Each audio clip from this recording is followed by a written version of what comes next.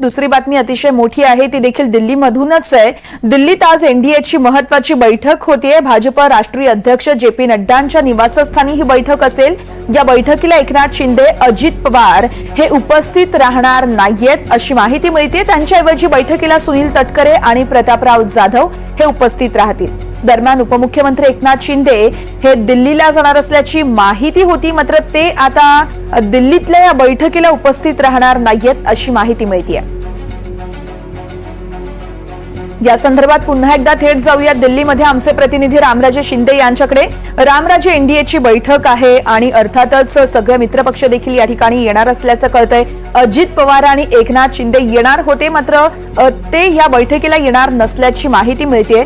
आजच्या बैठकीत काय चर्चा केली जाईल आणि कोण कोण उपस्थित राहणार आहे?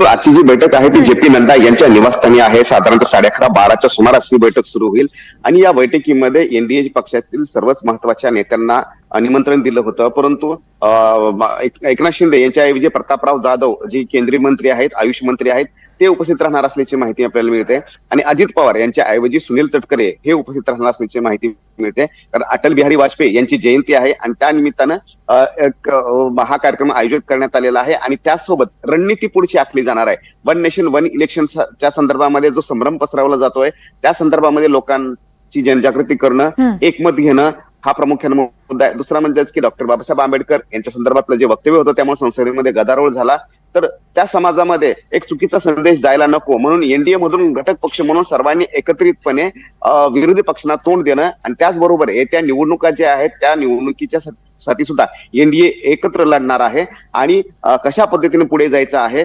विरोधकांचे जे मुद्दे असतील ते कसे खोडून काढायचे आहेत, त्यांना आक्रमकपणे कसं उत्तर द्यायचं आहे, या सर्वच मुद्द्यावर आज एनडीएच्या या बैठकीमध्ये चर्चा होणार असल्याची माहिती मिळते। आणि एकनाथ शिंदे हे उद्या दिल्लीमध्ये येणार असल्याची माहिती मिळते, कारण मुख्यमंत्री पदाचा पदभार घेतल्यानंतर ते दिल्लीला आले नव्हते आणि उद्या येऊन सर्वच महत्वाच्या पक्षाच्या नेत्यांची भेट घेणार असल्याची माहिती मिळते। त्यामध्ये पंतप्रधान नरेंद्र मोदी आणि त्याचबरोबर अमित शहा यांची सुद्धा भेट घेणार असल्याची माहिती मिळते।